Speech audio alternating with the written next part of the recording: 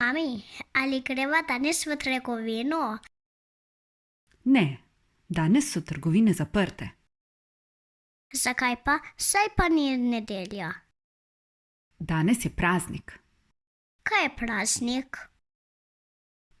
Praznik je poseben dan, ko se spomnimo pomembnih dogodkov ali oseb. Takrat izobesimo slovensko zastavo.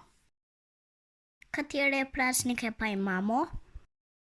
1. in 2. januarja praznujemo novo leto, 8. februar je Prešernov dan, 27. april je dan upora proti okupatorju, 1. in 2. maj pa praznik dela.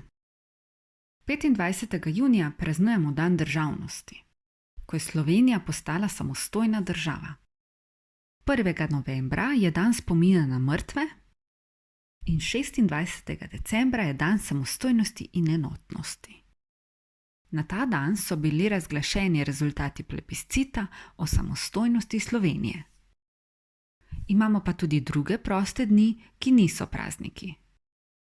To so velikonočni ponedeljek, binkošti, Marijino vnebovzetje, dan reformacije in božič.